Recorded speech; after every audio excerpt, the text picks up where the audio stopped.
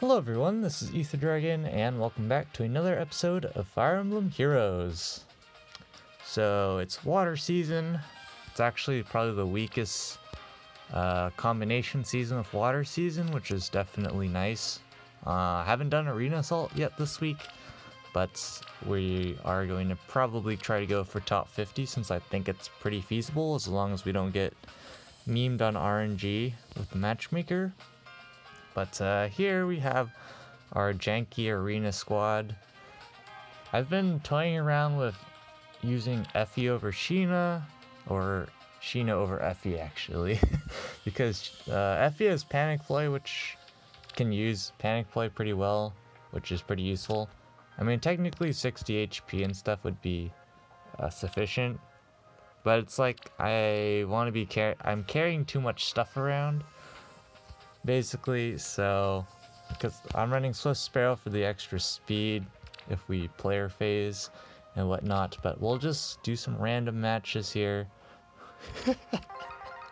Oh, this is a bad matchup. Alright, I believe this is already a loss, but we'll go ahead and play it out. Very difficult matchup. We can feed Legendary Zora the dual Ephraim kill. Probably our best bet. Yeah, that's pretty much all we can do at this point. So we basically have to get set up somehow, but also not set up. I don't know how this is gonna work. You have my all. Something like this is okay. Problem, of course, is defense tiles and to change fate existing. This is a MG runs a variant of Turbo Crom, so it's pretty bad for us to 1v1. It's not even feasible, as you can see, for us to one-shot the guy, even though he's not getting buffed for defense in any way. We just cannot handle that currently, and player phasing, or enemy phasing, is probably not in our best interest either. Like, we don't want to put Sheena in front of this guy. He's just gonna straight up one-shot. Because of rally up attack. So just in case people aren't familiar with Crom shenanigans, so he'll get, I believe, what is that, 70, so he gets the +6 from rally up attack, so that's 72, 79, 83. So using the simple approximation that will be, actually let's not use the approximation, let's actually just compute it. So 83 attack, you add 42 from the effective bonus, so you have 125 or something like that. I'm already forgetting the numbers, but then you apply the weapon triangle against Sheena, and I believe that is 100 flat attack. And so Sheena can only get up to 100 defense bulk in the first place, and he also has the -9 defense, so it's overkill by 9, which is pretty spoopy. Of course, the only real way we can handle something like this is to use the fact that he does not have close counter, and so you have to player face. But the problem is we also have this dual all, which basically this team can never beat if it's a good one. So we can like attack into Crom and stuff, but we're not gonna get anywhere with this. So this is just a straight up loss. Like, we can take out this Crom, which is not the problem. The real problem is dual Olm here. Just cannot do anything against this guy. As you can see, even if we hit end turn against the guy, he has throw attack speed and stuff, so it's a very bad matchup. We're just gonna surrender here. Don't know how to... I need to modify this arena core at some point to actually be able to do things against competent green units like that. Just gonna go for the turn 1 bait here. Nothing too special. Of course, she's going to get bonus doubler and stuff, but we don't care. We're just gonna sit and chill. And so feeding the kill here, we can feed the Elowood kill or whatnot. It doesn't really matter. We'll just start moving our units up because we're going to want to be able to... We're gonna want to be able to set up some drive speeds perhaps so we can double legendary Elowood. Except this guy's hit by chill speed right now, so that's just a free kill for Azura. And we can... this is fine. We'll probably, move to the left as expected. Let's do this into this. This will be fine. Now we can just attack into him a few times. Maybe just leave for a second here. Just gonna take the defense tile, of course. Yeah, we'll just wait and go the long way. I can always bait and stuff, but why bother when you can just wait till he's out of wary fire range, then use Sheena. Pick up the kill there, so I guess we'll go ahead, since the arena quest for the week requires us to actually win 2 matches. We'll go ahead and run through 3 more matches. Hopefully we win at least one of them. Alright, this matchup, so this is actually not a good matchup for legendaries right here. Maybe we just do the go ahead and just bait here. That seems okay. And then leave Peony for last, which does not seem very okay. He has 30 impact, so again we have the option of player phasing if we so wish. We're gonna go ahead and do this. This is actually kind of a bad play, but we're just going for the extra speed. That's really all it is.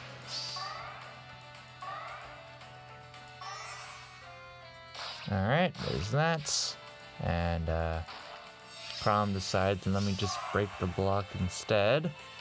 Not sure about that reasoning, but at this point, Peony is somewhat isolated, so we could technically bait at this point. There's no Wings of Mercy or a threat of getting danced because of how things are right now. But how do we do this? Or her dancing, not getting danced. What the heck? I think we have to do something very jank like this. And then change fate again. This is fine. Alright, there's the attack.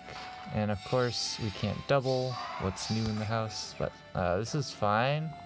Except for the fact Crom's incoming now. So the problem, of course, is this and the initiation. So we definitely want to run, because if we run like this, for example, we will see the change fate here, but he's not in range to attack anyone, which is what we want. So we can alternatively wait. Well, we can just pick up the kill here though, which is perfectly fine. I've decided more recently to run Renewal over Heavy Blade on Crom, because like in the mirror match, we basically always lose the Heavy Blade check because my Crom isn't plus attack and I don't invest into his attack into his A slot, so it's not very consistent in those matchups. And so what ends up happening is we run into a situation where on occasion we get really important like clutch acceleration of ethers, and other times it's just a dead seal, which I don't really like, especially when you're trying to keep up with the super speedy shenanigans. But here we can just bait legendary Azura turn 1 again. Pretty straightforward here.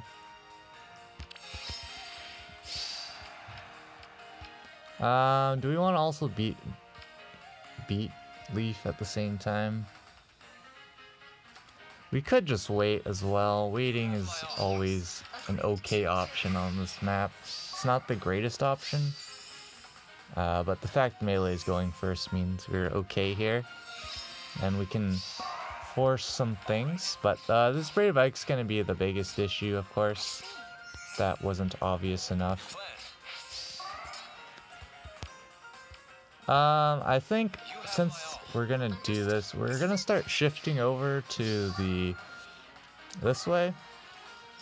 And that will allow us to do some things. Let's see. Do we just want to bait and just keep hitting end turn? It's turn 3 though, so it's not an optimal time to hit end turn.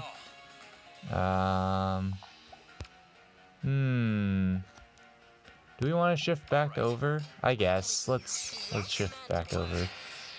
We'll see the rally and probably dance break. Well, we might see a rally because now Azura's in range. Okay. Let's do this. Hit end turn again. Not really in danger at the moment because of the rally. We can just continuously loop. And now at this point, we can start fishing for the kill on Brave Ike, I believe. There we go. And we can just go ahead and bait with Legendary Azura. Works out either way, doesn't matter. She's not gonna dance, so. And now it's free real estate for us to pick up the Brave Emblem kill, and there we go.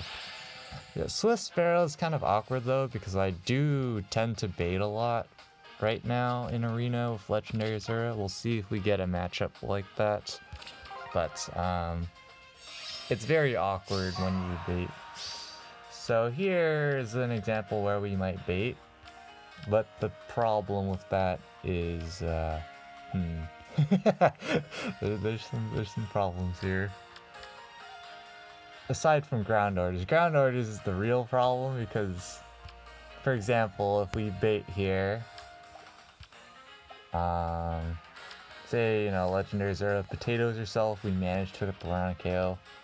This kind of happens, so we don't want to do that by any means. Of course, there's the rally here. That doesn't change anything though. I don't believe it changes anything because Azura will be the only one in range, so we don't want to do that. Essentially, that's what I'm getting at. We also don't want to bait here because actually we could if we kill. There's no one for her to dance, so we could do that if we pick up the kill. We currently have more than lethal, which I think should be our play. We'll make that play then. This play is moderately dangerous though. In general, on different maps, I probably wouldn't make a play like this on other maps, but since it's this map, you can get away with it. Pivot there for the acceleration, but I think we can just pick up the Crom kill after we set up, because unfortunately right now, as is, I guess technically we can bait right now. We could. Oh wait, no, he gets a speed buff, so we can't actually outspeed. That's a bit unfortunate. I guess we can do this still. It's a bit risky again. Unfortunately, not running drives. I need to be running drive speed on Sheena, but I don't have that on her because I have spurred defense res to save points, or to save SP and skill inheritance. So at this point, we can probably just bait with Sheena here. We don't get doubled by Sothis because of the shenanigans with drive speed, and even if we did, we have the defense tile, so I believe in general we were going to be fine anyways. But don't quite kill Myrrh there. We'll just feed the kill to Azura again because why not? Yeah, pretty straightforward arena. It's just if we run into a competent team with a competent green unit, we kind of have some problems with this team. or if we just have a team of a super mono green team where legendaries can't do any damage to any of them, those kind of matchups are just auto L's. So, but yeah, did all right there. Again, we're perfectly fine to stay in. But yeah, very quick arena video because, well, it's very straightforward this week because the team's scoring like 756 to 764. So even at the minimum score, I think we would still easily stay in.